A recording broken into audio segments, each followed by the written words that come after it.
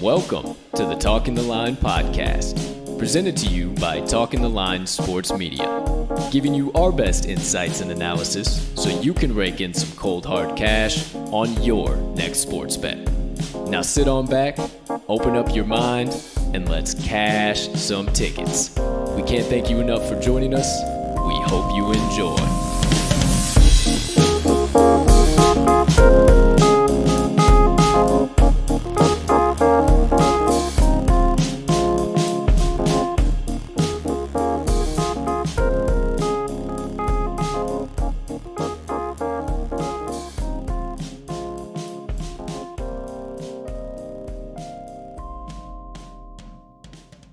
Good morning, good afternoon, good evening, ladies and gentlemen, degenerates and gamblers far and wide. Welcome in to episode number 54 of the Talking the Line podcast.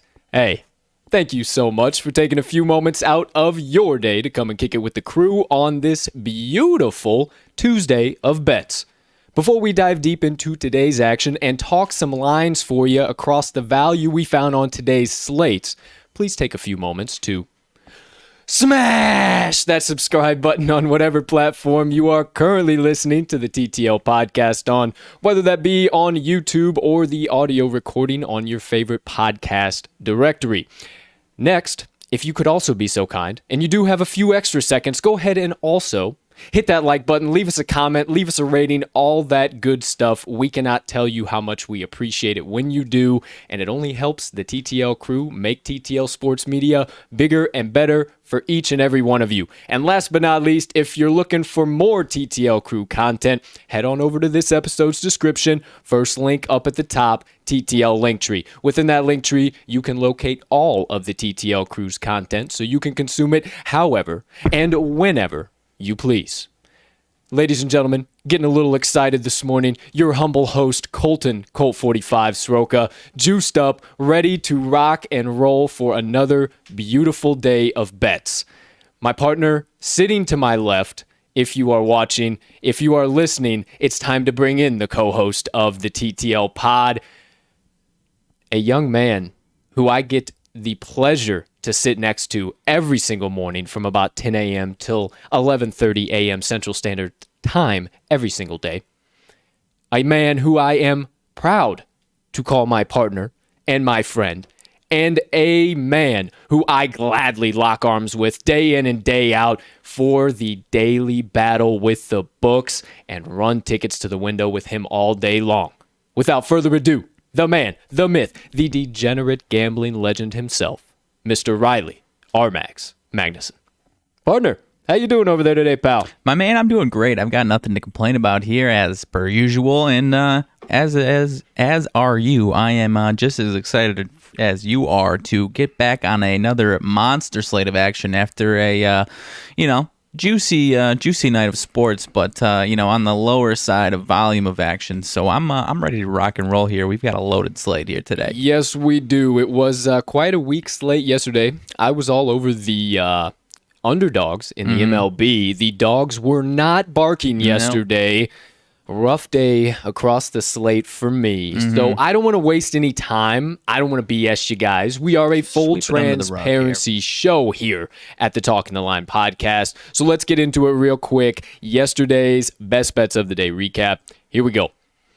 RMags broke even on the day, 1 for 1. He faded the entire public and every other single sharp that seemed to be loving the Milwaukee Bucks yesterday and cashed the hell out of the Nets -1.5. And the line flipped in his favor, so he was set to roll all night long. Had a rough beat on the Royals' first 5 run line. Yeah. The plus a half, Cower, we were super high on him, and he came out pretty weak, didn't have it, gave up 4 runs super early, and they yanked him, I think, before the 4th inning. So rough outing for Cower. As for me, you see the 3 losses over there. In my defense, I locked in the Marlins first 5 plus a half and the money line before Pablo Lopez was scratched. We do stream the show before a lot of those announcements happen, and it just so happened as soon as we hit the stop streaming button. So I went to quickly go and look, and I was like, oh, let me cash this out. I don't want any of this action. I'll tweet something out about it. And my wonderful sportsbook had already locked me out of it and would not let me cash it out. So had to ride with it, took the 2 losses, and then I thought my Cubbies still had a very solid shot. It was a back-and-forth game, and then they let it go in the late innings, so ended up taking one off the chin, but ladies and gentlemen, I got 6 more picks coming at you today, so don't you worry one bit. I got value, and I got lots of it. So hang tight. It's coming at you. A little bit of a rough play or start to the week for our special plays, rather. Thought that one was going to be a guaranteed casher once again with the Royals money line. Rough loss there. Nuggets plus 4.5. Let it slip away at the end. Almost lost by 20 points. And my Habs. Got to get a win somewhere. My Montreal Canadiens, I would have made them one of my personal picks, but liked them so much to put them on the special play. So doggone it. We just barely missed it. And the Moneyline Dice, Bruins Moneyline, they doubled down on the wild card roll yesterday as well on the Bruins Moneyline. And they got ran out of their home building. Now, I had the faith. If you've been listening, you know I love the Islanders. I shared with my partner off air that wanted to sprinkle a little on the Islanders money line, but I couldn't do that to our dice. So, with all that being said, the dice will be making an appearance today, and this time going to the diamond for the matchup between the Atlanta Braves and the Philadelphia Phillies. So stick around for the last segment of the betting half of this episode and all the analysis for the Moneyline Dice roll of today. Let's move right along. Let's get that stuff off the screen. Let's put that in the past. Short memory. And move on forward. First things first, today's episode. My partner alluded to it here as we were kicking things off. We got a loaded slate on tap today. 2 NBA games, 15 MLB games, and 2 NHL Stanley Cup matchups. My partner's got 5 best bets coming at you. I got 6 best bets coming at you. Only 4 games, so if you follow along, you might know what type of bets I'm bringing to you today. We have the Twofer Tuesday Parlay. If you've been around 4 Tuesdays before, you know the 2-legger. This week's 2-legger. 1 MLB leg, 1 NHL leg, right around 2-to-1 payout odds. Make sure you stick around for that bad boy and get it locked in on your Tuesday bet slip as soon as you hear the picks. As always, we got some hot takes to give you and some stuff to talk some shit about in today's Rants and Reactions, so make sure you also stick around for the second half of today's show. We got some good stuff to get into as far as the NBA and NHL playoffs and some other news coming outside of those playoffs, but in those same exact leagues. So we'll be sure to get to that for you as well. And then I shared yesterday in my Motivation Minutes with your partner and with you guys just a little bit of a John Wooden quote. And I actually had a follow-up quote to that and wanted to share a little perspective as John Wooden is somebody who I hold a very high amount of respect for. If you're in the sporting community whatsoever, you know the name John Wooden. He has many years past, obviously, but somebody that you can still hold true to a lot of his messages and a lot of what he said. So wanted to share a little something that was special to me from the great coach today. So that'll be at the end of the show in my Motivation Minutes. But before we get after it, partner, anything you showed up here to the TTL Production Studios rearing to go, anything you just wanted to get out to the kind folks that joined us today before we get into today's action? Not before we get into the action. I've got stuff for the end of the pod, my man. I'm locked and loaded for that. Okay. All right. So quick little sip of water there. I am very excited to hear that. So I will be buckling up for the last minute RMags sidebar at the very end of the episode. But for now, cut all the nonsense, stop all the banner, quit all the gossip that you could go to every other sports media outlet and get. You come here to get stone cold locks from the TTL crew and run tickets to the window with us all day and night long. So it's time for that. If you've been here before, you know where we're going. But if you're joining us for the first time, thank you so much first and foremost. And without further ado, it is time for RMags' best bets of the day. He's got plays coming from every slate possible. He's got value in every area possible. I don't want to steal any of his thunder because he's got some stone cold, hammerable winners today, folks. So without further ado, as always, partner, you have the floor. All right, my man. As my partner mentioned, I keep saying partner. That's apparently gonna keep happening. One of these here days it'll work itself out. We'll five plays today. 2 NBA, 3 MLB. First one coming out of the NBA. I am taking the Atlanta Hawks once again, +6 versus the 76ers tonight. You know, these Hawks have been red hot here in the playoffs. That is not just a playoff trend. They finished the season playing just how they are right now, red hot. They are 9-1 straight up over their last 10 games, and Trae Young is playing as good, if not better, than I have ever seen him play. It seems like every game that goes by, he is picking up more and more experience and more of that villain aspect that he keeps bringing to these games, and he keeps delivering. The really big thing that I've likened in this series here is that Atlanta just has more depth than the 76ers do.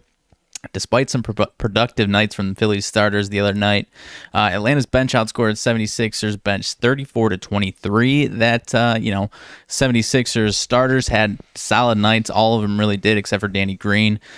And that game ended in a 4-point loss for the Sixers. So then you look at the bench, and only 3 players found the scoring chart there. And game one, really not much of a reflection on the control that Atlanta had over that game. It ended up being a 4-point win for Atlanta, but it was really, a 10-plus game throughout the entire, first 3 quarters there. So I think it's going to be like that again. I think it's going to be a lot tighter this time around. I think it's going to be more of a 50-50 winner here. So if you're giving me 6 points in a matchup like that, I'm going to take the 6 points every time, partner. I am so there with you, man. This was one of the first plays that I said to you this morning. Conceded let you have all of it, but I will happily ride right along with you. One thing I did want to mention, that Embiid, Simmons, Curry, and Harris all exceeded their season average in point totals, and the Hawks still won this game. Right. You alluded to it. The final score was no indication of the Atlanta Hawks' dominance in this game. They played a lackluster second half and were outscored, I believe, by double digits in both the third and fourth quarter. I think just the fourth. But maybe just the fourth, but very, very small margin. I see this as a very tight game tonight, and just like you said, partner, you're going to give me 6 points. I will take it all day long. Yes, sir. All right, that's my first play. Second play, staying with the NBA here, and I am going to rock with the Utah Jazz -4. Clippers got 1 day of rest after a tough 7-game series with Dallas Mavericks, while the Jazz getting some significant rest on the season, 8-5 ATS with a rest advantage. Clippers have some solid numbers, ATS numbers with rest disadvantage, but that's on a 1-2 day split. In this case, you've got like a 4, 5, 6 day split. So I'm not backing the Clippers on a 5-6 rest disadvantage time here. With Donovan Mitchell back in the lineup, the Utah Jazz did not miss a stride. From the moment he hit that lineup, they were rocking and rolling, especially in Utah. They scored at least 120 points in all 4 wins over Memphis, and Utah's defense matches really well with the Clippers' offense. Clippers are number 1 in the league in 3-point percentage, while the Jazz's defense number 2 in the league in 3-point percentage allowed. In these meetings, the Jazz control these meetings. 9-3 ATS last 12 meetings, 28-1 ATS last 29 in Utah. In the playoffs, that crowd gets rocking like no other. You saw it when Memphis came to town. They had no answers for them, and Rudy Gobert is as seriously good of a defender as people make him out to be, if you have not seen much of him. Absolutely. And, coupling that with the 3-point defense, I really like this Utah Jazz matchup here. And I think that offense is not really going to miss a beat, while that Clippers Clippers offense might have a day or two struggle here after that 7-game series, partner. I think you're right, Mags. I am, once again, right on your side as well here with this Jazz pick, all over that -4.5 on the spread. I will gladly eat the 2 buckets here. You said it, the Jazz have been so damn dominant at home, especially in these playoffs. Rudy Gobert looks absolutely unstoppable. I don't think they have any type of formula to stop him or have a counterattack on the offensive side of the ball for the Clippers. Clippers had a wild, weird, goofy 7-game series with the Mavericks, and I think they're coming into this one a little tired against the Jazz, who have a severe rest advantage. So, yes, sir, partner, I'm right there with you. Yeah, and to add one more thing, you mentioned it this morning when we were talking about it. That Mavs team, not really. We don't really think they're as they got nobody, right? Aside from Luka, outside of Luka, nobody showed up. KP showed up and had double digits, but that's it. And the Utah Jazz this season have honestly been the epitome of consistency. Depth and consistency. Yeah. So nonetheless, Utah Jazz -4. 100%. Those are my 2 NBA plays. 1 and 2. Now, what comes after 2? 3. We got 3 MLB plays. First one is going. I'm all good. First one's going to be Rockies versus Marlins game. I am taking the Rockies first 5 plus a half. Now, you might be saying, hang on now, the Rockies are on the road in this game. However, I am backing a low-scoring Antonio Senzatella versus Pablo Lopez matchup here. Senzatella, 2 earned runs or less in his last 4 starts. He is really starting to pick up and be a really solid pitcher, kind of like how we saw last year when he had a sub-3.5 ERA. Pablo Lopez, my partner was talking about him yesterday, mentioned him today. He had scratched yesterday, so they give him another day of rest today. He's been just as solid. But the difference I like here is that I am extremely low on Miami's offense. Last 10 scored over 3 runs only twice, and they are dead last in the MLB in first 5 runs. Versus right-handers, Miami 227 batting average, 300 OBP, 376 runs per 9. And in the last 5 and 10 games, it's almost identical to those, so they really stick to that mean of not really hitting right-handers very well. Colorado versus right-handers, last 5, despite it being at home, I think things are going to even out for them starting today, honestly. Those home and road splits, they've been really solid at home, terrible on the road. I think those are going to even out. Versus right-handers, last 5, 322 batting average, 374 OBP, and 6.18 runs per 9.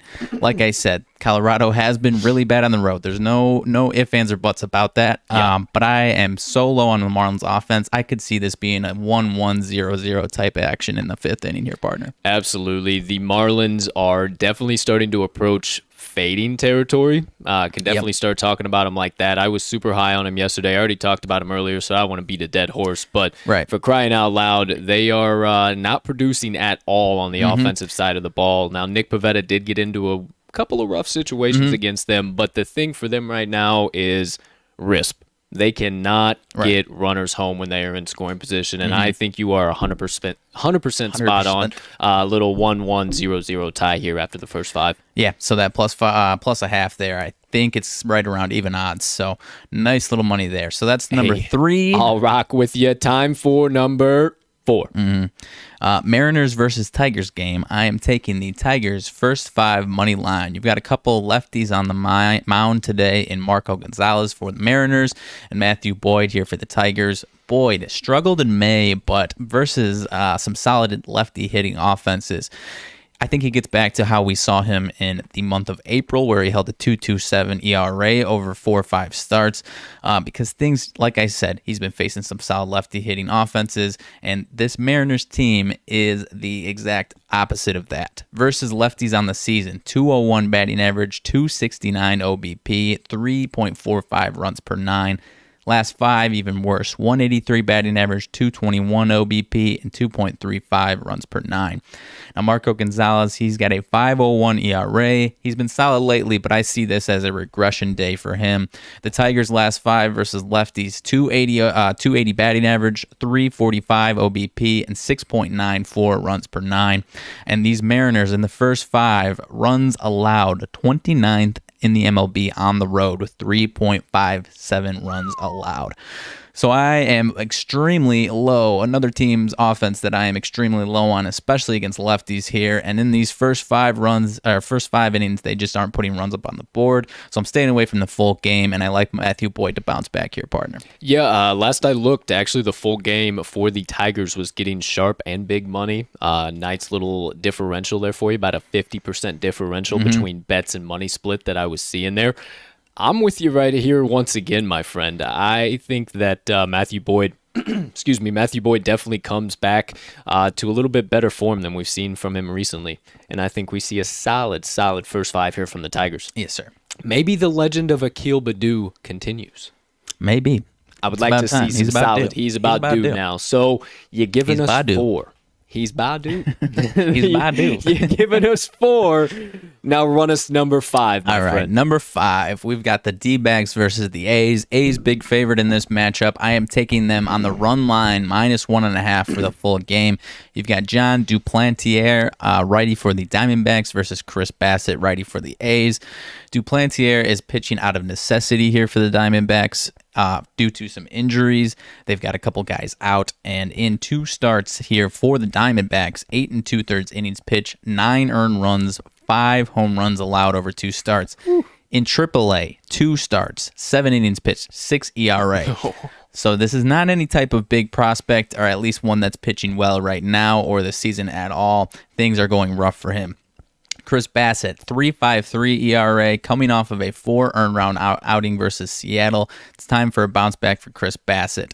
Even when I think that's about as bad of a start as he's had all season, even in those starts, the A's put up some really solid runs for him. A's are 9-1 straight up in his last 10 starts. Over the A's last 5 overall, they are 4-1 straight up and 4-1 on the run line. Diamondbacks are one of the colder teams in the MLB right now, 2-8 last 10 against the run line, and offense has been extremely inconsistent. Last 5 versus righties, partner, 167 batting average, 219 OBP, 1.3 runs per 9. I think Chris Bassett has a field day, and I think this Oakland offense has a field day today. I think you are 150% correct on everything that you just said. This pitching matchup looms heavy for this game here tonight. The D-backs, I wanted to look real quick. They absolutely got bombed all weekend by the Milwaukee Brewers, and I think that continues here. The run line bet was a very safe bet against them all weekend long. The Diamondbacks, that being they're a very cold team right now, can't seem to muster up any type of offense, and I think that continues here. Chris Bassett bounce back game. Right, and this A's team is their offense at least is hotter than Milwaukee's offense was. So I feel extremely strong about this one, partner. All right, my friend. 1, 2, 3, 4, 5. Hey, you're getting it. There it is. All of RMags' best bets of the day. Thank you, my friend. I appreciate it. They all appreciate it. If you're riding with my man, make sure you get those plays in at whatever the best line you're currently finding them at on your favorite sportsbook. Now moving right along, you got one half of the TTL Crew's best bets of the day. Now it's time for the other half, the other man sitting at this table and presently talking to you at the time being. Speaking of myself in third person, it's time for Colt's best bets of the day. I am ready to rock and roll. I was going to say locked and loaded, ready to rock and roll. All of the above. Check all the boxes. I'm with it. Here, present, live, good to go. 6 best bets coming at you today. They are all MLB plays. I am looking to right the ship on my MLB record. Things have been a little bit back and forth. I've been good. I've been bad. I've been in the middle. I am taking everything from the sports books today and giving them nothing. You heard it here first. Let's get into my best bets of the day. Without further ado, quick little check. Here we go. Everything looking great. All right. Colts best bets of the day. First, 2 picks of the day coming out of one game. That game is between the New York Mets and the Baltimore Orioles, and my 2 best bets coming out of this matchup today. I'm taking the Baltimore Orioles first 5 run line plus a half and the Orioles full game money line. I will put 1 unit on both of those plays. I am very confident in them. The O's are on a mini hot streak right now. They've won 4 out of their last 5 games, and not to mention piled on 18 runs on the Indians on Sunday afternoon. They absolutely destroyed the ball, and over their last 5 games, they have put up a combined 38 runs overall. So they have been absolutely ripping the ball on the offensive side. The Mets, on the other hand, are still a little bit all over the map. You never really know what you're going to get from them, if they're going to be a winner today, if they're going to be a loser today. What it really comes down to for the Mets is what pitcher they do have on the mound. And today, they have the worst pitcher in their starting rotation, that being David Peterson, taking the mound for them today. So on the mound for these two teams today, you have obviously David Peterson for the Mets and then Bruce Zimmerman on the mound for the Orioles. Now, Zimmerman has been a little rough, but Peterson has been rougher. Peterson, as I said, worst pitcher numbers-wise and in every almost statistical category you can possibly find on this Mets pitching rotation. He's had 10 starts this year, 44 1/3 innings pitched, 1-4 record with a 5.89 ERA, 49 Ks with 20 walks, and he has 342 OBP with an 815 OPS. However, the most important thing to me is his last outing. You just heard my partner talk about the Diamondbacks and how absolutely cold they are at the plate. In his last outing, he faced the Diamondbacks. He only went 1/3 of an inning. That's right, 1 out. David Peterson went against the Arizona Diamondbacks. He allowed 3 hits, had no Ks, 3 walks, 5 earned runs, and gave up a home run as well. So he has been struggling. The struggles continue, and they are looking like they're even starting to get worse, if that is possible, for David Peterson. Now, Bruce Zimmerman, as I mentioned on the mound for the Orioles, has been rocky here or there. Good game, bad game, good game, bad game. But recently, he has really started to find himself at the end of May, and as we start to trudge in here to June. In his last 2 starts, he's gone 10 1/3 innings, 5 innings and 5 1/3 innings respectively, only allowed 12 hits, had 13 Ks with only 3 walks, and has only allowed 3 earned runs in those last 2 starts. Now, both of these pitchers are lefties, if you did not know, so that is another key thing I'm looking at. On the season, the Mets are pretty subpar, 224 batting average, 311 OBP, and a 4.06 runs per 9 innings, whereas Baltimore a little bit higher, 282 batting average, 338 OBP, and a 5.95 runs per 9 innings. What else I'm really looking at is the last 5 games here. Now, the Mets have started to fall away from their season trends, and the Orioles have got even better on them, if that's possible. Let me tell you how. The Mets in their last 5 games against lefties, 222 batting average, 255 OBP, and a 3.75 runs per 9. Now listen up. These are not fake numbers. They are inflated because of how crazy the Orioles have been playing.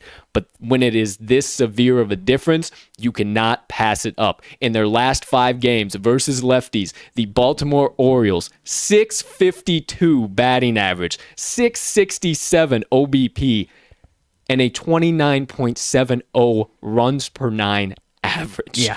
They are destroying the ball. I had to look 5 times in 3 separate areas to make sure that was correct, and it is, ladies and gentlemen. I'm not saying they're going to win by 30 runs. I'm just saying that then that is a very substantial differential in the value you are giving me for the Orioles today. I simply cannot pass up. Some final trends I am looking at: the Mets are 0-5 straight up in their last 5 interleague road games. They are 3-9 in their last 12 interleague games overall. The Mets are also 2-5 straight up in their last 7 interleague games versus a lefty, and 0-4 straight up in their last 4 interleague road games versus a lefty. Baltimore, said it at the top, 4-1 straight up in their last 5. You're getting them at an excellent price for how well they've been playing and hitting lefties. Give me all of Baltimore first 5 plus a half to either keep this tied or be up, and then give me all of their full game money line here as well. So there you have it, my first 1 and 2 picks of the day. I love it, man.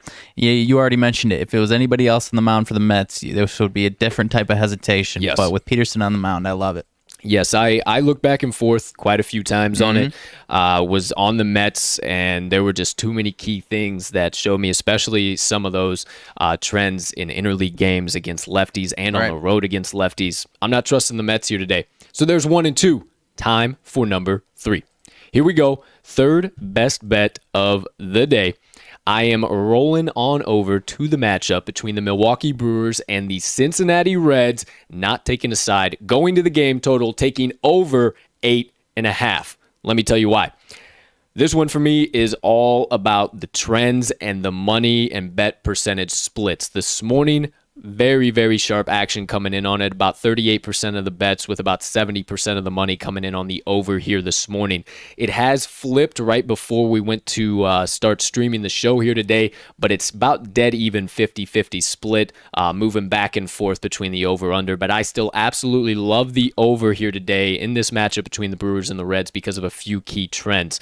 The over is 3-2 in Milwaukee's last 5 games, 5-5 in their last 10. In Cincinnati's last 5 games, the over is also 3-2, also 5-5 in their last 10. For Milwaukee, the over is 4-0 in Hauser's last 4 starts on grass and 4-0 in his last 4 starts overall.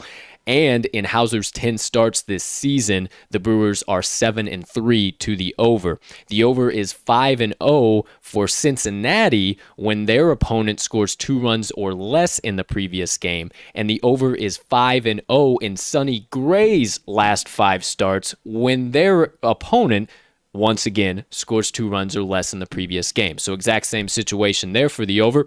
The over is 5-1 in Cincinnati's last 6 home games and 18-8 overall to the over for the Reds at home this season. That is the best MLB record to the over at home so far this season. And the over is 4-2 in Cincinnati's last 6 games facing NL opponents.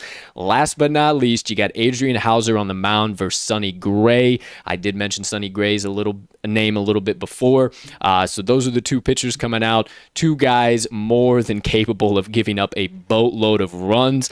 If they only give up a few, they get them out of there early. I am more than confident in the bullpen getting us over that total if it gets a little sweaty, as Milwaukee is 22nd in the MLB in bullpen ERA with a 4.42, and Cincinnati dead last, 30th in the MLB in bullpen ERA with a 5.78. Give me all of the over here today. Might be a little sweaty in the first couple innings, but I think it gets more than over here today. Yeah, I love it, man. I really like this one because I think there's a handful of different ways that this one could go over. Yeah. I really like the Reds at home. I really like them against righties at home, and then you nailed it with everything else there, that there's a handful of other different ways, even if that doesn't happen. So I'm all over it with you. And even though the Brewers play the Diamondbacks this weekend, sneaky team here right now. Could Brewers? potentially put up a good amount of runs. Most so definitely. I love this one to go way over the total, at least 10-11 game total finish is what I'm seeing think so. here. So there's my third pick. Time for the fourth. Going to the matchup between the San Francisco Giants and, oh my goodness, can't believe I forgot who they're playing. I did not. Texas Rangers. It was just a quick little blip, That's all right. out of the brain. But here I am. Fourth pick of the day. San Francisco Giants. First 5 money line. I am back on my boys because they are no longer playing my Cubbies. I would have hammered them all weekend long with some of the pitching matchups in the first 5 innings, but I could not do it to my boys in the blue and red. But today, I am back on my boys in the orange and black and taking their first 5 money line. Now you got Alex Wood on the mound for the Giants, Jordan Lyles on the mound for the Rangers. Alex Wood, back-to-back rough outings for my man. He has been a dominant force on this Giants pitching rotation so far this year. But, man, he has really struggled in his last couple outings. However, just to show you, he has been really good. 9 starts so far for him this season, 51 2/3 innings pitched with a 5-3 record, 3.48 ERA. That is now a little inflated because of his last few outings. 52 Ks with only 15 walks, a 2.92 OBP, and a 666 OPS. So he has been pitching incredibly well all season long, and those numbers ticked up just a little bit because of, once again, some of those last couple not so favorable outings for him. However, this is a huge big bounce back spot for him today against this Texas team that has really struggled against lefties as of late. Their last 5 games against lefties at the plate, the Rangers are averaging .232 with an on-base percentage of .259 and only scoring 2.08 runs per 9 innings against lefties in their last 5. So I love for Alex Wood to come out here and bounce back big against the Rangers,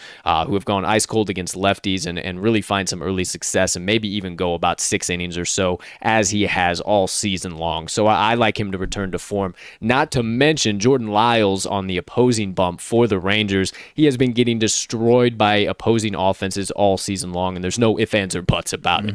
10 starts for him this season. He's gone 61 innings with a 2-4 record, 5.75 ERA, 349 OBP, 851 OPS, and a 152 whip. He has been getting beat all over the ballpark, ladies and gentlemen. The Giants should really have a field day on him here early. I absolutely love them to get to him rather within the first time through the lineup. I don't even see this having to go two times, 3 times through the lineup before they start getting the Lyles here early.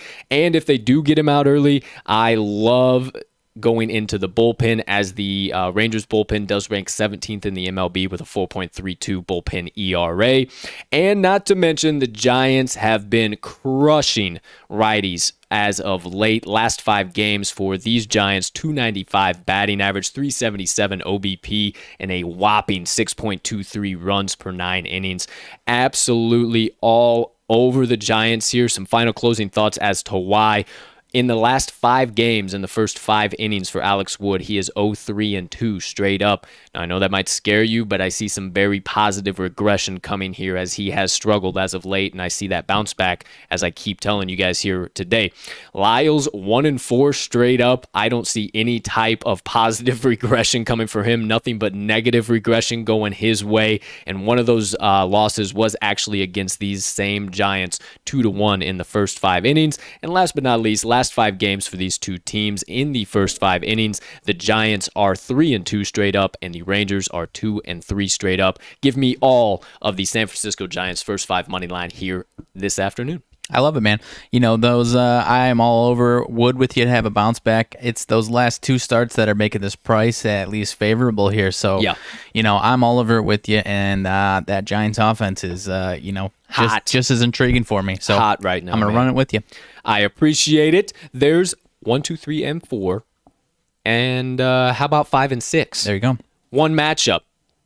The Kansas City Royals versus the LA Angels. I'm not afraid to go back to the boys because we had so much confidence in them yesterday. We once again have confidence in them as well.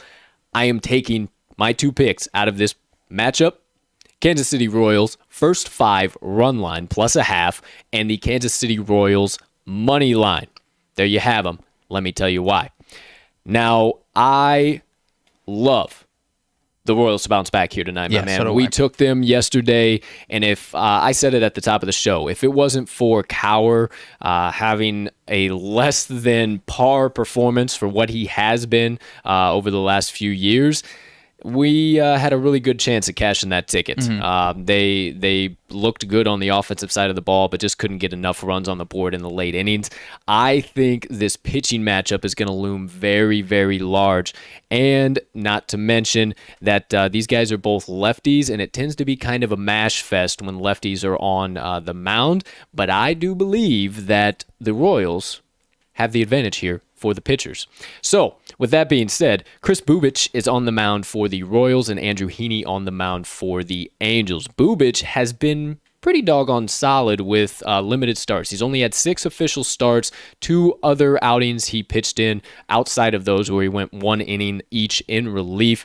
Outside of that, he's gone 34 innings total, so 32 in his starts. 1-0 record, 2.12 ERA, a nice 28 Ks with 16 walks, nothing crazy, still struggling a little with command, but a 309 OBP and a 643 OPS. He's been really, really good, and I think he's going to find find some early success here today against an Angels team that has been struggling against lefties. I'm really keying in on some of these lefty stats with some of these teams here today. Last 5 versus lefties for the Angels: 250 batting average, 323 OBP, and a 4.50 runs per 9 innings. So they aren't absolutely destroying the ball by any means. They aren't absolutely killing them. So I think Bubic remains in form and continues to stay dominant, even though this Angels offense is very dominant themselves. I think Bubic wins a lot of the battles here today, as the Angels have never had the opportunity to see him before. Also, on the other side of the mound, or the other side of, the other side of the mound, Andrew Heaney, he is pitching for the Angels, and he's been back and forth all season. Not anything great, not anything terrible, but as of late, he is getting real bad, and I do personally believe that we're starting to see the true version of Andrew Heaney on the mound, and he's right up there with Q as one of the worst pitchers in this pitching rotation right now. In his last 3 starts, he's only gone 14 innings, allowed 19 hits, 11 Ks with 6 walks, and a whopping 12 earned runs. I believe he's going to struggle against this Royals team, who has found their footing against lefties as of late. Last 5 for them versus lefties: 300 batting average, 344 OBP, and a 6.43 runs per 9 innings. If this has to go into the bullpens, don't even get me started on that, because I am so comfortable with the Kansas City Royals bullpen, even though they did get a little roughed up yesterday. That is an anomaly. They have been really good. 15th in the MLB, right around middle of the pack with a 3.94 ERA. The Angels, 27th in the MLB, not to mention with a 4.89 ERA. So I love for the Royals to, at the bare minimum, keep this very tight in a tied game for the first 5 innings, if not be up. But I didn't want all that juice. You can still get the first 5 run line at plus odds, so very, very good value there. And then I will be also hammering the mess out of the Kansas City Royals full game money line. Yeah, I'm right there with you, man. I mean, this matchup here, the public perception, I would say, even without Mike Trout, when you see on the surface Angels versus Royals, the public is going to think that the Angels are by far the better team, just based off, I would say public perception of the Royals. But without Mike Trout, I said it yesterday, this Royals team is just better than the Angels, flat out. Yeah, absolutely. That's one thing I wanted to add to. So I'm actually glad you said that, because I could not love them more in this spot. I think the Angels are extremely overpriced with this pitcher matchup, and I will gladly take another underdog. Start barking, boys. I need the Orioles and the Royals today. So there you have it. My best bets of the day, RMags' best bets of the day. Let's get into today's special play of the day. Mentioned it at the top of the show. The Twofer Tuesday Parlay. Told you already that it is 1 MLB leg and 1 NHL leg for right around 2-1 odds. So without further ado, partner, I know you are just rearing at the heels to talk about our first MLB play. And if you are one of our loyal listeners, or our first MLB leg, if you're one of our loyal listeners, you know probably where he's going. I'm going to tell you he's not a homer. Partner, let him have it. All righty, first play of this Twofer Tuesday Parlay. We've got my Chicago White Sox and the Toronto Blue Jays. You've got Robbie Ray and Carlos Rodon on the mound, both lefties for these teams. Sox versus lefties all season long. I'll keep saying it. They know how to hit it. They're a little bit lower than their season average, but that's because their season average has been so damn high. First 5 runs on top of all of that. They are number 1 in the MLB in first 5 runs with 3.39. Toronto is 3rd overall, but that is coming, majority of that is coming at home. On the road, they are 2.48. First 5 runs on the road, that is middle of the pack. And first 5 runs allowed, the White Sox number 2 in the MLB at home with 1.58. And Toronto, once again, middle of the pack, 2.45 runs allowed in these first 5 innings. You got Carlos Rodon looking for a nice little bounce back. Robbie Ray coming into a White Sox guaranteed rate stadium that they start to lick their chops against lefties. And, it's been a little while since they've got to really mash one, and I think that is going to happen early enough. And today, Sox are playing pretty damn well lately. Not at their peak of their powers by any means, but still kind of ho-hum. I think it's 6-3 straight up last 9. So give me all the White Sox first 5 money line. It's time to get the ship right on the tracks rolling for these first fives like it was earlier on in the season. Couldn't have said it better myself. I think it's time for the White Sox to turn it around here in the first 5 innings. This pitcher matchup looms extremely heavy. Robbie Ray had a good outing in his last matchup, but I'm not very worried about that. He hasn't been good all season long, and you can't trust a lefty on the mound against the White Sox. They are just too doggone good against them. So first leg of the day for the Twofer Tuesday Parlay, White Sox first 5 money line. Second leg, the NHL leg, we are going to the matchup between the Vegas Golden Knights and the Colorado Avalanche, and we are taking the Colorado Avalanche money line. Few key reasons. First one, home ice advantage has played so large in this matchup, it's not even funny. It's been back and forth with the home teams honestly winning by big margins once and then having close victories in the other 2 games. So we're going into game 5 here, and I think Colorado, going back to Colorado, has a very serious chance here to go up 3-2 and then have the series lead going back into Vegas. Some key trends that I'm looking at here, though, you know me, homer for day of the week trends. Okay. What do we got? Avalanche 7-1 straight up last 8 Tuesday games. They are 12-2 straight up in their last 14 games following a loss of 3 goals or more. And they are 6-1 in their last 7 games as a playoff favorite. Okay. In the last meetings between these 2 teams, the favorite is 5-1 in the last 6 straight up, and the Golden Knights are 3-7 straight up in the last 10 in Colorado.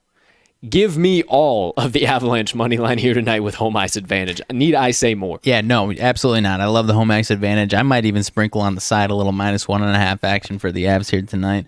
I don't know if it's going to be the 7-1 that we saw in game 1, but I think it might be 4-2, 5-2, 5-3 type of night for the Avs here. Yeah, I think it's going to be a thrashing for sure. So there you have it, 2 legs for the Tuesday Twofer Parlay from the TTL Crew.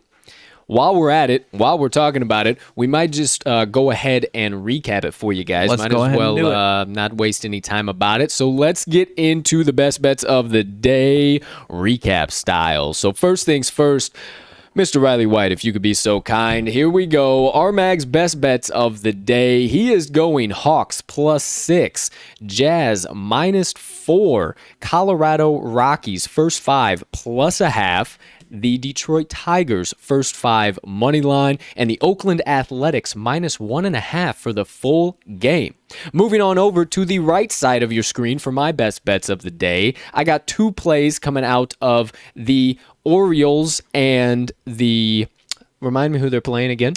I am totally blanking. Oh boy. Mets. Hey, The Mets. The Mets. You never know. You never know what too many games. You never know. I'm talking about too much action, so you never know what you're going to get here at the TTL podcast.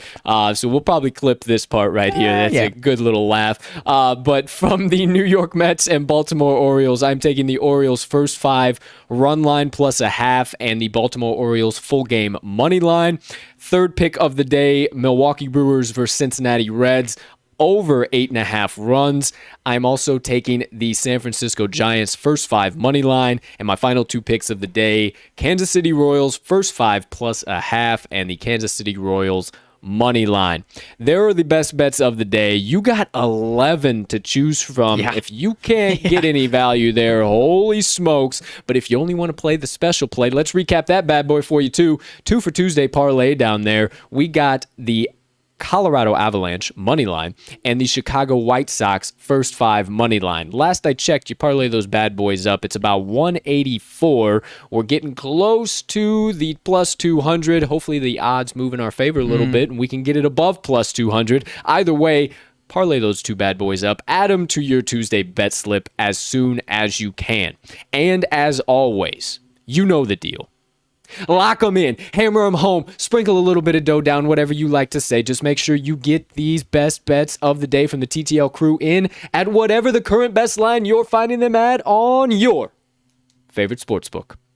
There you have it. Now, you might also see down here in the bottom left side of your screen. We got the Moneyline Dice, and it is almost time for them to make their usual episodic appearance. But let's recap yesterday. A little bit of a bad beat for them in that Islanders and Boston Bruins matchup. Thought they were coming back, but thought they were as well. Juice. I told you at the top of the show, we are going to the matchup between the Atlanta Braves and the Philadelphia Phillies for today's roll. And as a recap, the overall dice record since we have brought them on full time to the pod, they are now 11-16 for those of you not able to see the graphic on the screen. Moving right along, it is time for those Moneyline Dice to make their way to set. So let's get into today's Moneyline Dice roll. And here they are. They have arrived. They are back in action, my friend. Back in the flesh, back in the whatever material they're made of. Back in the ceramic. I Sure. don't know. Sounds good to me. Yeah. So, Atlanta Braves, Philadelphia Phillies. Braves are the away team, and the Phillies are the home team. I do believe Drew Smiley on the mound for the Braves and Aaron Nola on the mound for the Phillies. Okay, we're getting somewhere. Here we go. Braves coming in as the dog. Plus 140 dog are the Braves, Okay. minus 160 for the Phils. Braves plus 1.5 at minus 143. Phillies minus 1.5 at plus 125. So even if we got a little bit of chalk, not terrible odds. Not terrible. So, or we'll get some nice little juice here. Okay, quick reminder, as always, you want your own Moneyline Dice or any of the other awesome products that Moneyline Dice has to offer. We have been using them since before we even started the pod or since we even started creating content for the sports gambling industry. We love this product. We're partnered with them. We got a deal for you. You want to get your own, head on over to this episode's description, second link down there at the bottom. Hit that bad boy. It'll take you right to Moneyline Dice website. You can pick out whatever you want. Once you get it in your cart, enter code TTL10 at checkout. You're going to get 10% off your first order, and you can start rolling right alongside with the TTL crew. But for today, let's get into it. So yesterday, we brought a little something new. And I liked it. And I liked it too. The wild card die has each option available from all the available dice. And it has the over-under, the home and away money line, and the home and away ATS. So as a quick reminder, from henceforth going forward, we will be rolling for home and away, ATS money line, and then we'll do a little wild card shoot. If the two plays match, the dice are telling us to double down. Right. Maybe if that happens, we fade it, ? We saw As per one yesterday, loss. is that what you mean? Who knows? Yeah. Well, not a crazy trend yet. Small sample size, if you will. But there you go. And if they are opposing on the wild card, automatic re-roll for everything. So those are the rules. The dice are ready to give their selection. They are juiced up. Let's get a little extra action on them here today. Yeah, that sounds good. Warm them up. That sounds good. Warm them up. Get them moving. All right. So first roll of the day, home away. Are we siding with the Atlanta Braves or the Philadelphia Phillies? The dice will soon let us know in 3, in 2, in 1. Home team Philadelphia Home Phillies. team Philadelphia Phillies with Nola on the mound, so I do like the pitching matchup a little bit more. So there's the first one. Second one, are we eating a little bit of a chalky chalk on the minus 190 range, or are we taking the run line for the home team Phillies in 3, in 2, in 1? ATS minus 1.5. All right. It is. All right. So those will both go here. You will soon be able to see them very soon. Soon, very soon. And for the wild card roll of the day, are we going to the total? Are we going back to a money line? Are we going back to the run line? Are we sticking with a money line? What are we doing, Moneyline Dice? Let us know your wild card roll of the day. Here we go, ladies and gentlemen. 3, 2, 1.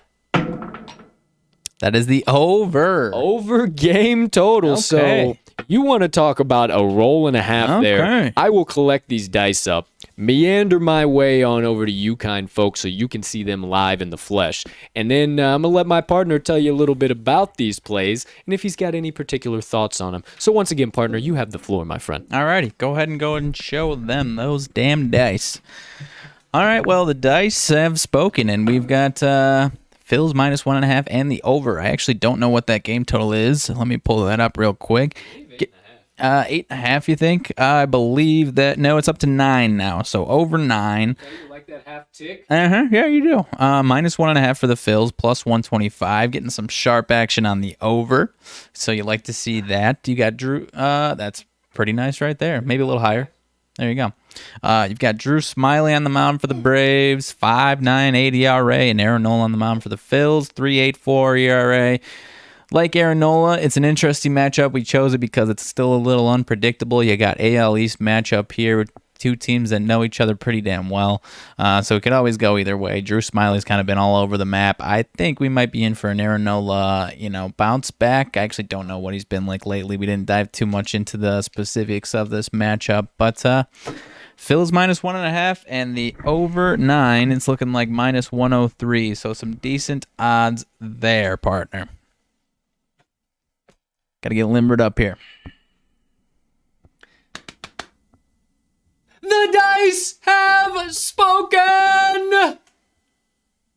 There you have it, ladies and gentlemen. They are back in action. Ready to cash a ticket. You heard it here first, or maybe two tickets. 2 tickets. If you want a guaranteed run, 2 tickets to the window tonight, because the Moneyline Dice know all. You heard it here first. Philadelphia Phillies, minus 1.5, and the over 9 in Atlanta Braves versus Philadelphia Phillies. In the dice, we trust. Thank you, Dice. Thank you, Dice. We appreciate you so much. Let's cash a few tickets here tonight. Let's get that record to 13-16, Dice. Come on now. Yeah, that sounds like one heck of a plan. Let's make sure they're nice and safely secured in the travel bag. Cinched up. I always like how we say it's a Thank you, Dice. See you on tomorrow's pod. I like how we always say it's a toss-up, but then when it picks a side, you're like, oh, you know what? I do actually like that. Good call, Dice. Yeah, absolutely. Appreciate it, Dice. There you have it, ladies and gentlemen. So let's run back real quick. Best bets of the day recap. So RMags best bets on the left side of your screen, and my best bets on the right side of your screen. Then you have the Twofer Tuesday Parlay, and now officially the Moneyline Dice have selected the Philadelphia Phillies minus 1.5 and the over 9 runs in that matchup for them versus the Braves. There you go. There you have it. Get out your sports books. Get out whatever you do to make sure you have your picks lined up for the day if you are not in a legalized sport betting state yet. But, as always, let's get these bad boys to the window. It's time to have a damn day on this Tuesday. I see nothing but ticket cashing in the foreseeable future. So there you have it, ladies and gentlemen. Gamblers, degenerates far and wide. If you are one of the kind folks that just joins us for the first half of the TTL pod for all of our best bets of the day, the special play, Moneyline Dice, bets, trends, analysis, and everything in between, that is the first half of today's show. Thank you so much for stopping by. If you're about to head on out of here, peace and love. We can't tell you how much we appreciate you, but y'all come back now you hear. We got more sports books to bankrupt, and we need your help doing it one play at a time. So make sure you come on back. Make sure you hit that subscribe button if you haven't already, so you're already locked and loaded, and you might as well hit that notification button as well, so you just know when we're about to go live every single day, or when we come out with some new content. Oh, yeah. We may be up to something, so make sure you stay locked in for that as well. But have a spectacular Tuesday if you're headed out of here. For those of you who are the TTL faithful and stick around for the shit talk that we like to call Rants and Reactions, it is time for that segment, ladies and gentlemen. Here we go. Gonna skip the usual introduction of the Rants and Reactions. Keep you on your toes. Switch it up a little Keep bit. the body guessing, if you will. So it's time to get into the second half of today's show. As always, drop it down into first gear. Kick it on back a little bit. And let's talk some shit. Okay. Here we go. First things first, let me be a proper host here and get that out of the way. Moving right along, nothing major coming out of NFL. We obviously capped Julio yesterday.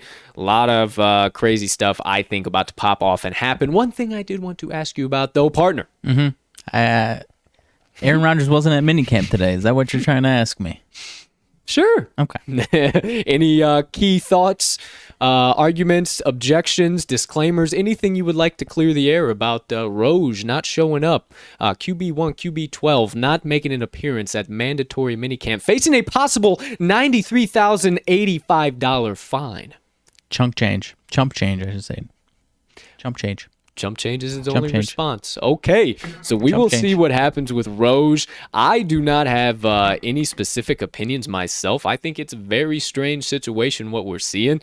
I don't know if it's going to end in your favor. I don't know if it's not. I think the Packers are sticking in their ways. That's all that's the only thing that I know.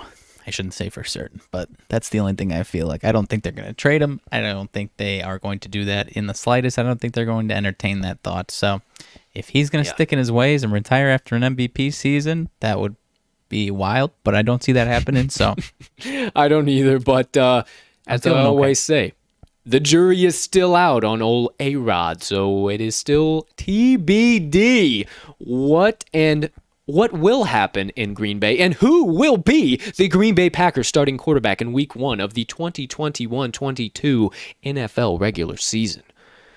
Oh my. It might get wild, it might get hairy, folks, so just strap in because you got all the best information coming from a source of a Stone Cold fan and a Bears fan that likes to poke the Bears, so this could get juicy, folks. Make sure you stay tuned, all right? But moving along, MLB weak-ass late yesterday. Goodness gracious, all Friday, and we had to wait around until 4 o'clock and then 8:30 and then 9:15 for them to kick off. Just bizarre. Made no sense whatsoever, but today, back in action, 15 games coming up on today's slate. Anything outside of our best bets of the day? Maybe you're wanting to watch, wanting to hammer in some additional action outside of the show you've been looking at? Anything you like there? That's a good question, actually. I mean, it seems weird whenever they have these monster slates and the action doesn't start till 6:05 p.m. Central Standard Time. It feels like they should at least give us one afternoon game, one day game. But, I'm still going to have to dive in. I'm trying to remember. I know you got the Dodgers against the Pirates, I believe, with Walker Buehler. So that's an interesting one. But, I mean, all in all, it's, outside of our own action here, I don't think I've got too much. And, we've got another night of playoff action in the other leagues. So that is where most of my attention will be, I imagine. Yeah, I would have to aside from our action, I suppose. I would have to agree with you. I got my Cubbies rocking and rolling tonight. Zach Davies needs to have a huge game against his former team. We cannot have a similar game like my boy Adbert had. Adbert just did not have it. So there was something wrong with him. I was kind of telling you on off air. I don't know what the deal with him was. They didn't really say anything, but they took him out in the 5th or 6th, I do believe, or maybe even before that. And he wasn't looking comfortable all night long. And then the bullpen came in and just absolutely got shelled. So for as good as the bullpen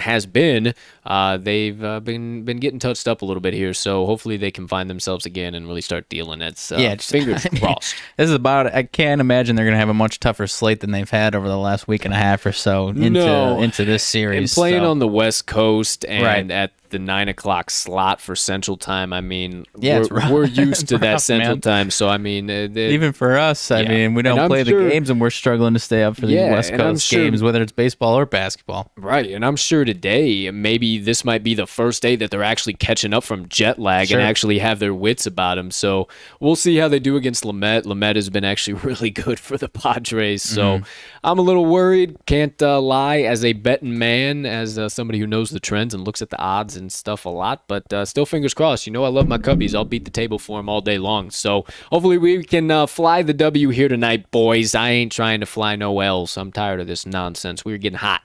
But outside of that, your Sox starting a nice series here. Yeah, with Toronto, another one with Detroit after this one. So. Should be a pretty electric series, if I do say so myself. Yeah, I haven't looked at the pitching matchups after today, but I imagine you're going to have Lance Lynn in the mound there at one point, either tomorrow or the next day. So, 2 electric lineups, and I'm excited for it. I like our chances. Yeah, I do too. I think it comes down to whether Toronto's 3, 4, 5, and 6 guys can make an impact, or I guess 2, 3, 4, and 5.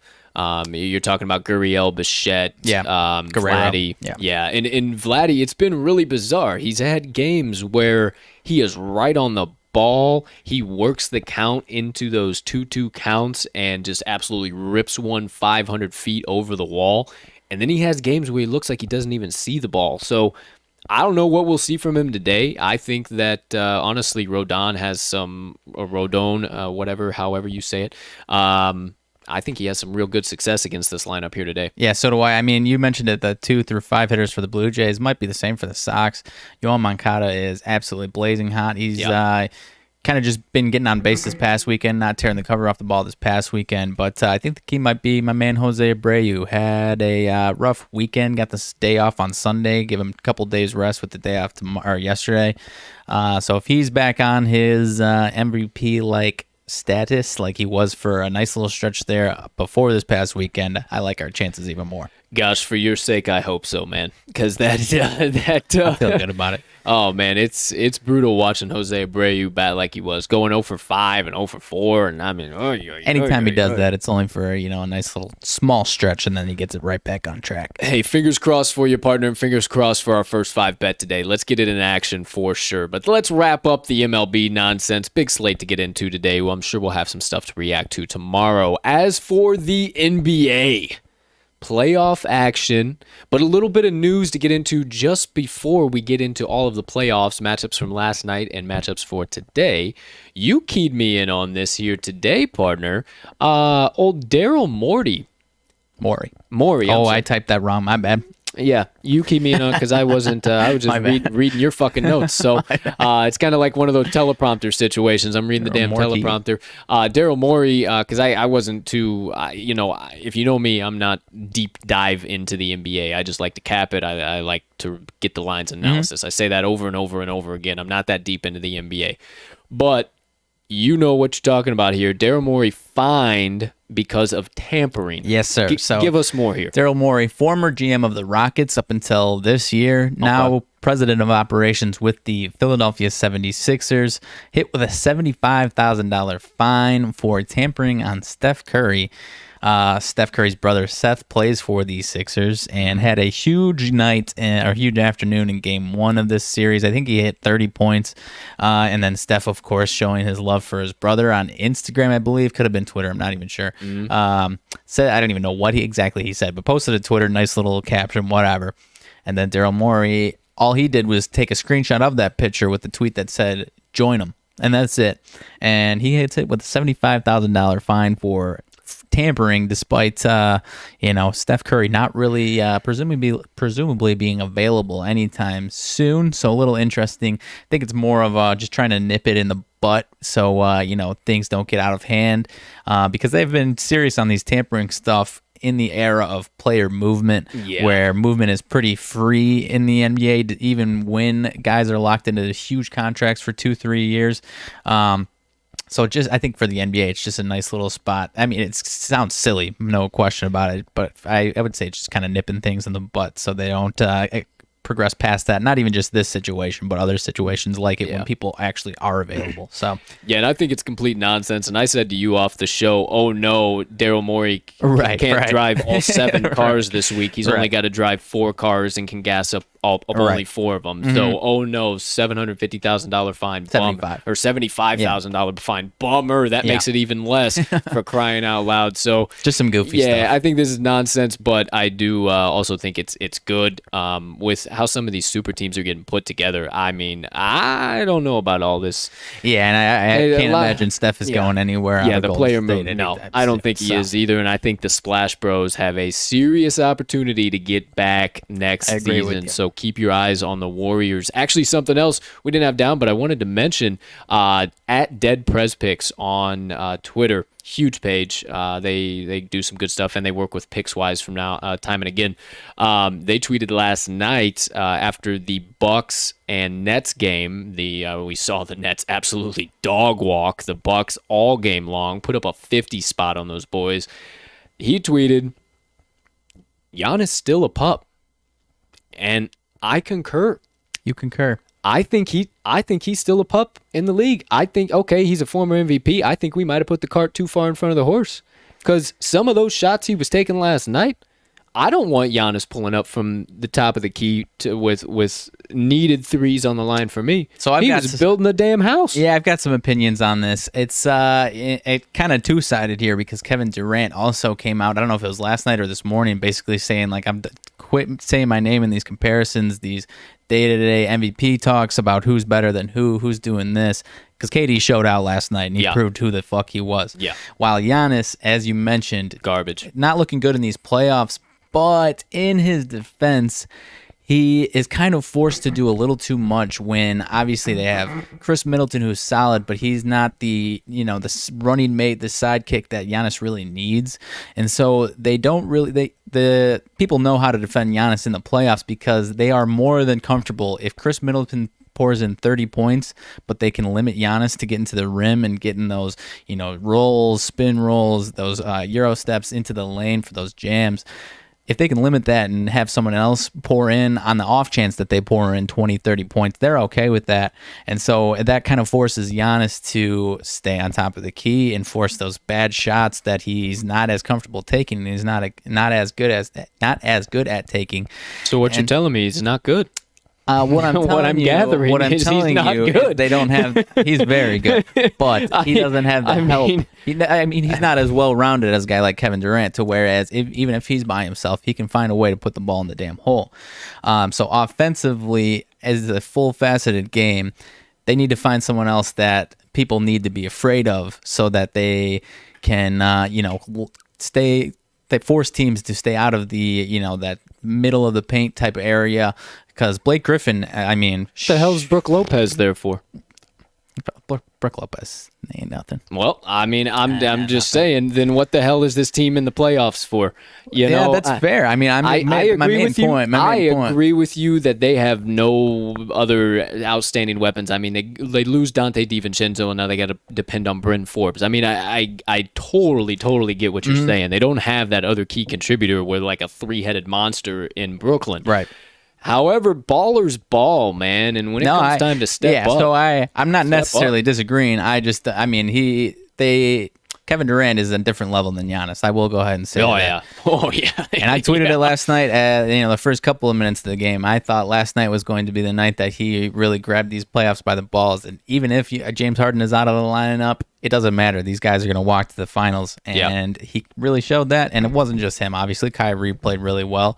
And then Blake Griffin, as I already mentioned, man, I don't think it's any fluke. I don't know if he's going to keep this level of production up, but he's looking like the spry Blake Griffin that we used to know and love, and it's pretty damn fun to watch when he's throwing those posters down. Yeah, I don't know where that's coming from. And it wasn't like any fluky stuff. He had a nasty putback jam. He postered Giannis. He's diving all over the floor for these balls. It's electric, man, and I can't get enough of it. No, I really can't. I can't either. We also had another solid matchup, actually a good matchup to watch, as terrible as that Brooklyn and Milwaukee game was to watch. Oh, you knew it was over, as you said in the first quarter, man. It was a wrap. And we had the Suns and the Nuggets play. The Nuggets looked really well. They played very aggressively, had the lead going into halftime, had it most of the first half, and then let it slip away. Yeah, and I said it at the top of the show, man, almost lost by 20 points. Yeah, the wheels fell off pretty quickly, and the Suns got hot, man. Chris Paul, there was concerns even throughout the game before they went on that big run that something might be wrong with him, might be wrong with his shoulder. And then that fourth quarter, man, he was dropping buckets in from three. So he might be quite all right. He might be 100% fine. And if that's the case, him and Devin Booker looked solid. He, like another guy on the East Coast, is rising to these occasions. And do they run away with this series? I don't know. I think Denver gets at least one, maybe two, but the Suns prove that they're the better team in this one, partner. Absolutely. I think you are more than correct on that. We got some other big NBA playoff action coming up tonight, but got bets on both the games, so we got some heavy action, and I think I think personally these are going to be the two series that are really going to come down to it. These are going to be the most back and forth between the Clippers and the Jazz. Yeah. With the ones that we have going right now, because obviously Brooklyn's already advanced. They got it in 4. I told you a couple months back that I believe they were going to get bounced in the first round. Colt 45, Soroka, recant my words, and the Brooklyn Nets are winning the NBA Finals. Thank you. Because at the same time as you said that, I laid down my opinion that they were going to walk to the They look so finals. fucking good, dude. And I saw a couple people being like, okay, it was like a 25-point game, and someone maybe at halftime or the third quarter was like, all right, this game isn't over yet. And I mean, it wasn't. They still have to go back to Milwaukee. Milwaukee could have started making shots. It wasn't. Right. But Milwaukee's a good team, but this is a different monster that we're dealing with, and their offensive efficiency is through the roof. The Nets are too damn good. Yep. They are too damn good, I think they continue to roll. I think we got some really solid matchups coming tonight in summary for the NBA. NHL action, more Stanley Cup matchups tonight. We got Tampa Bay versus Carolina and Vegas versus Colorado. You know we're taking the Colorado Avalanche if you were here for the top of the show for the Twofer Tuesday Parlay. Now, as for the Tampa Bay Lightning and Carolina Hurricanes, where do you lie on that puck drop, my friend? As far as actual betting angles, I am staying away because I really don't know. Gun to my head, I think this Lightning team is just a flat-out better team, and gun to my head, I would take the Lightning. And now that I'm talking about it, I might sprinkle like a half or less unit on the Lightning. I don't know. But backs against the wall at home. It is in Carolina, I believe. Backs against the wall. I'm a little nervous to fade the Hurricanes here, but I really like the Lightning, so gun to my head, I'm taking the Lightnings tonight. Yeah, I know you love the Lightning. You're higher in the Hurricanes than I am. I might pull the trigger on the Canes. I'm not as high as them. Actually, what I am a little bit more higher on is the over in both of these games today. Good opportunity. Follow us on the Action app at cash_with_Colt, at RMags in all caps, all of us at Talking the Line. Why do I tell you that? Because I just mentioned I am liking the overs in these two NHL matchups, but I'm still not 150% sure. Once we get done with the pod, I'd like to dive back into the lab, do a little additional research, and finalize some of the other plays that I liked outside of my best bets. So might be locking those in, or I might be going under, over on those. But I do believe I'm going to play the totals. I've been crushing the NHL totals here. Okay. As every other fucking bet that I'm losing my happy ass on, NHL totals I've been crushing for some reason. So might start dishing some of those out. I'm with you on those tonight. I mentioned that Avs Knights game. I thought was going to be a 5-2, 5-3 type action. Yeah, so that would spell the over. If I do, fuck it, I'm going to tell you right now. Go for it. Last I knew, they were both at plus money. The overs? Yes. So I can tell you real quick, fast, and in a hurry. Over for Tampa Bay and Carolina is set at 5.5 plus 106. Okay. So you're getting the plus money, Paulie, and it's dropped down, which is great. You love that movement. Still at plus money for the Golden Knights and Avalanche, over 5.5 plus 100. Okay. So if you're feeling crazy and you want to parlay those two bad boys up, you're getting plus 312 odds on them. But you just stick a unit down on each of them, and you're getting some really solid returns. So actually, I might like the hell out of those two overs. I don't know. As well. I don't know, because I know those the lines were a lot longer for the dog or for the underdog value. So they've kind of dropped down. So I think there's some heavy money flowing in on them. I got to check a few things. Actually check the money and the bet percent and see where we're at. But I think some good games coming up. Mags, I got to talk about it. Go ahead. My Habs, baby! All along, they flipped the script on the Winnipeg Jets and get the sweep to move on to round 3 with ease. Yeah, I don't know what happened to the Jets, but they were a corpse in this series. They're garbage. So many people are down on the Canadians. Even still, I mean, I was listening to something yesterday because I kind of like you are with the NBA. I really enjoy watching the NHL, but as far as, the analytics, diving deep and talking about these teams, I can't talk about it as much because I just don't know as much. So I was listening to some people, and they were still down. They were so shocked at the Habs for doing this. They're down on them. They think they're going to get smoked in the next series. I can't remember if they play the winner of the Avalanche and the Knights. It would be Avalanche and Golden Knights, yeah. So I'm going to go ahead and say that I agree that It's going to be tight. You think so? But boy... Well, so another part of that is that the whole Canadian travel situation, and it's still kind of being up in the air. And I don't even know if they're going to be able to host their games in Montreal or not, or if they need some type of strange host city for a few games in the playoffs. A mock bubble, if you will. Yeah, that's interesting. That's really interesting. But I don't know. Toffoli playing out of his mind. Cole Caulfield, the kid, last night, pure effort to get that assist. And so my caveat with that is that of all the 4 leagues, the NHL is the one where maybe not every single year, but every couple of years, you have a team like this that either squeaked into the playoffs or people are writing them off the second they're in the playoffs. You saw it with the Blues a couple of years ago, went out to win the Cup. And so do I think the Canadians are going to win the Cup? No, but, you just never know in these playoff series. The Canadians are always a team with a red-hot goalie at the right time. So. Right, man. Carey Price was standing on his fucking forehead last night, man, dude. So I don't know, man. Keep giving me that. I was going to say, if I was you, I would still ride them. So. I'm on the fucking snake oil, man. I am so looped out over these Habs at this point in time, man. I can't blame you. I'm not getting off the train. I absolutely love them. They're coming back. They came back from the 3-0 deficit, now pulled off a 4-0 sweep. Now they get to chill out, relax, and what I think is a Colorado-Vegas series that is going to go 7. Yeah, maybe those two wear each other out. I'm just saying the Habs might be your Stanley Cup champions. I'm just saying. If it is true, we will clip this moment as well, and we will come back to it and have it when they lift that Stanley Cup, because I have been so fucking high on them since before the playoffs started, damn it. Oh, man, I hope they get it. I don't know if I can handle that. Oh, they are so... I will lose my fucking mind. I don't know if I can fucking handle that. I have always loved the Habs, dude. Even, when I first started watching was, the PK Subban days, and, that team was stacked as shit. That's probably less than last decade or so. 6 years ago.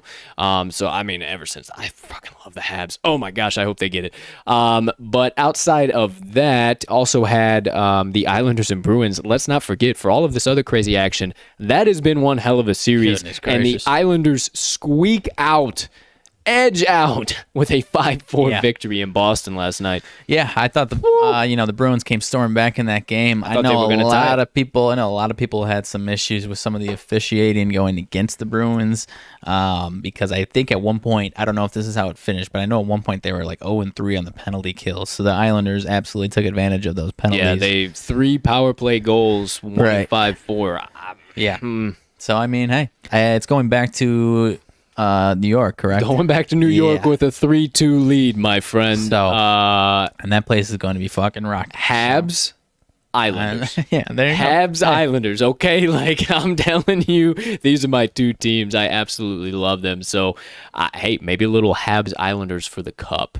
Give me all of that nonsense. Oh, that would be crazy. That would be wild. 2 underdogs who nobody expected. So what would you do? Just Habs?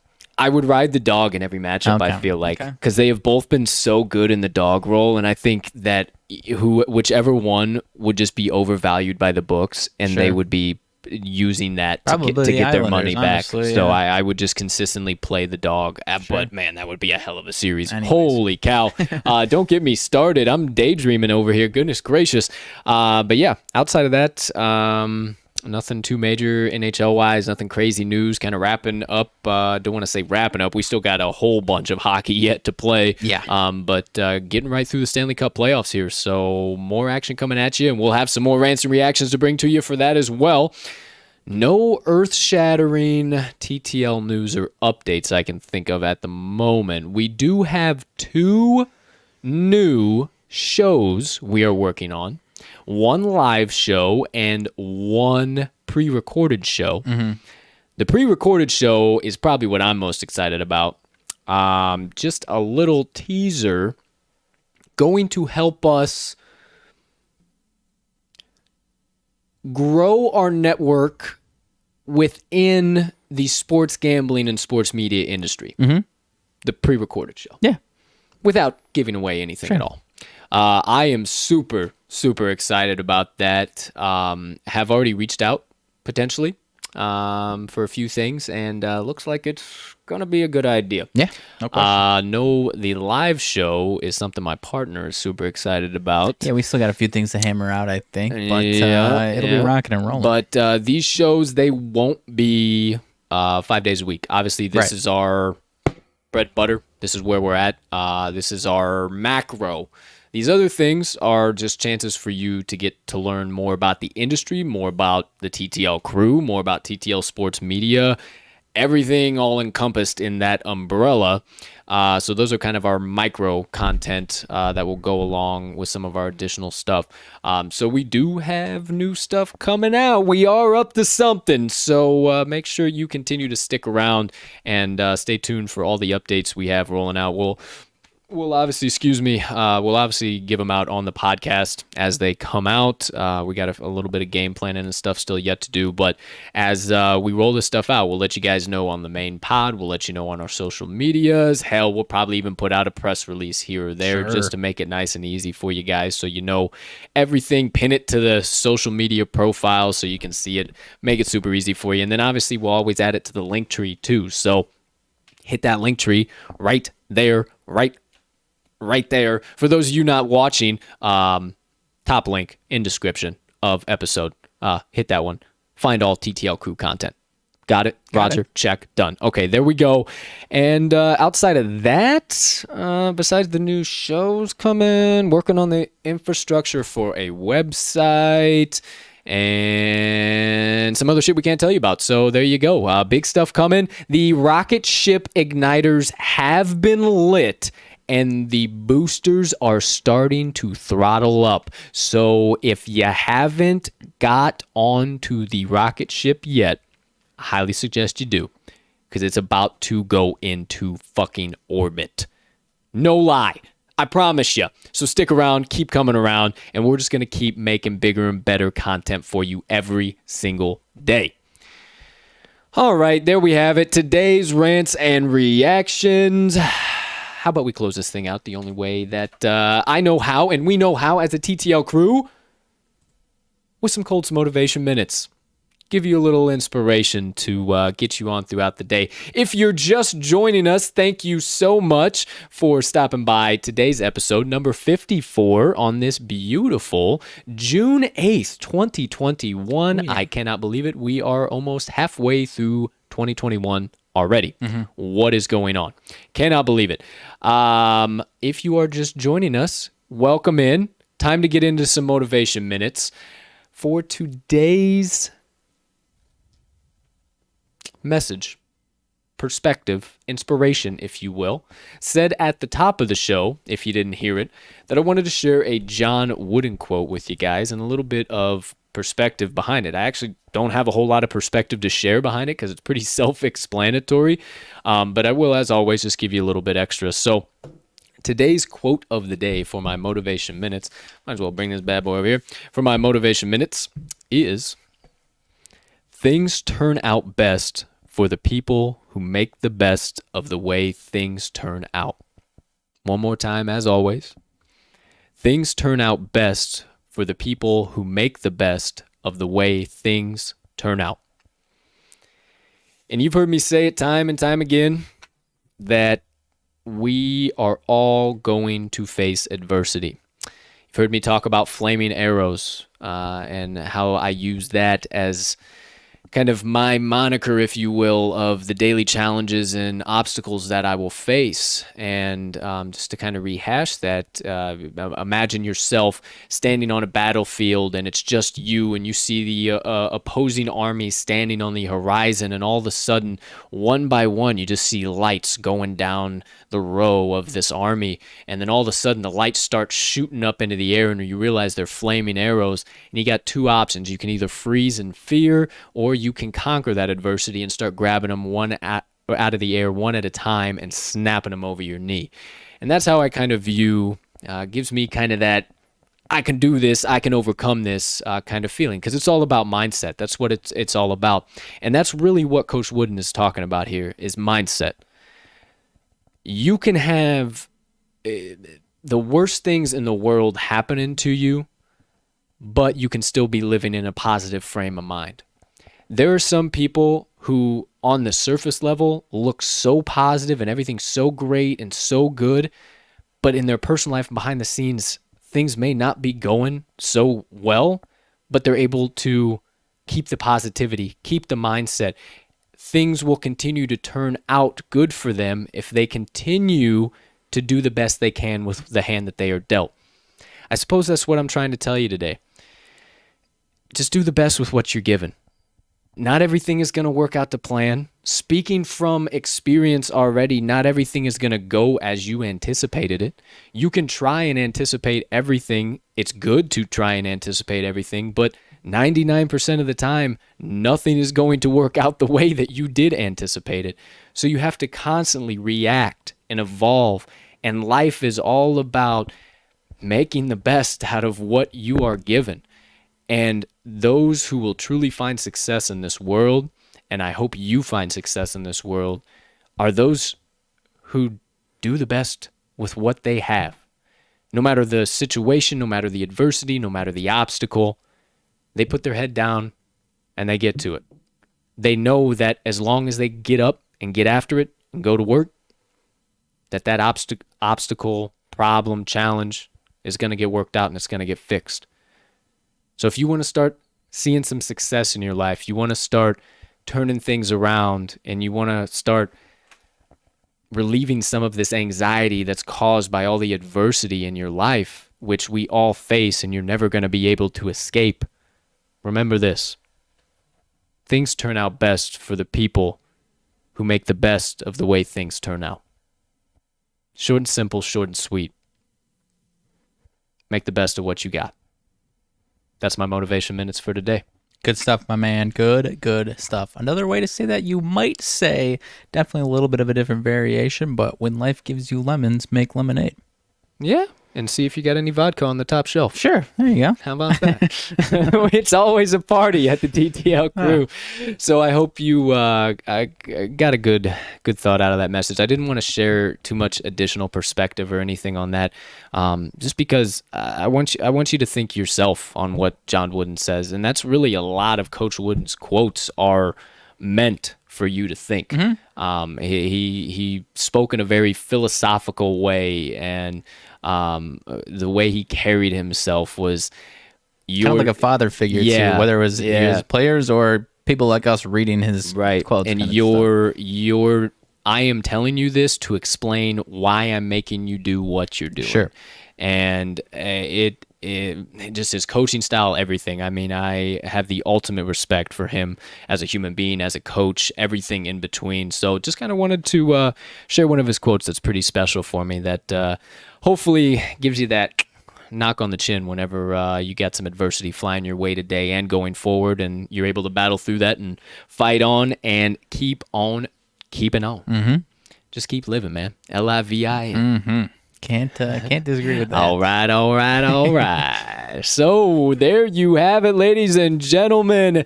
Episode 54 of the Talking the Line podcast on this beautiful, I just said it, June 8th, 2021. Loaded Tuesday of bets. We gave you all of our best bets of the day, all of the value we found. We talked some shit, ranted and reacted as much as we could. I was going to say most, but most didn't sound very well there. So as much as we could, gave you a little bit of extra motivation to kick you in the tush, get you going today, battle through that adversity. Now, as always, to close this bad boy out, partner, anything burning on the brain, melting on the heart, festering in the soul, you've been dying to get out to the kind folks that have joined us on today's episode of the TTL Pod. Hit me with it. All right, how about a blind pick 'em here? I got two options for you. Oh. Either a little NBA, sort of NBA or sort of NFL. All right, NBA or sort of NFL. Sort of, Because we have not really sort of shit going on in the NFL. Okay. Lay it on me. Did you see Mr. Bob Kraft was gifted a brand spanking new, extremely custom Bentley from, is it Michael Rubin? Yes. Michael I do Rubin, believe so. Jay-Z, and someone else that I'm blanking on. But a lot of people were like, "Oh, congrats! The rich got Even richer. Was it a Bentley or Bugatti? It was a Bentley. I'll look it up right now just look to it double up. check. Make sure. I but, thought it was a Bugatti Veyron because it was like the blue one, and Bobby was like, Yeah, I couldn't even get that. Yeah. How did you? his dream Bentley. Oh, Michael Rubin, Meek Mill, and Jay-Z sent Bob Kraft his dream Bentley for his 80th birthday. So he's worth $6.9 billion. And he just got even richer. Yeah, got exactly. Somehow I don't know how he can't find that type of stuff, but I guess he he Jay-Z and Meek Mill in the conversation. He was going up and down. He was like, I couldn't even find that. How did you guys? But yeah, that was actually pretty sweet. 80-year-old driving a $275,000 vehicle. So Who knows? That's a big body too, big boy. It's a beautiful car. It but is. Hey, It is. thanks. Appreciate your sidebar. Look up the video. You probably enjoy it as well. Appreciate Or maybe that. not. Maybe you're You think he's a scumbag? Yeah, well, maybe. that sucks as well. But sucks to suck. Go find your own money. There you have it. Appreciate that, Mr. Magnuson. All right, my friends, ladies and gentlemen, degenerates, gamblers far and wide. Thank you so much for joining us on today's show and helping us bankrupt these books one play at a time. We're going to keep bringing the best content we can to you each and every single day. We ain't going nowhere. We do this for you guys, and we can't tell you how much we appreciate all of your following and support. If you haven't already, make sure you smash that subscribe button, turn on the notifications, leave a like, leave a comment, leave a rating, all that good stuff. It only helps us make Talking the Line Sports Media bigger and better for each and every one of you. With all that being said, as always, from myself and Mags, we hope you have a spectacular rest of your Tuesday, unless you have other plans. Let's cash some tickets.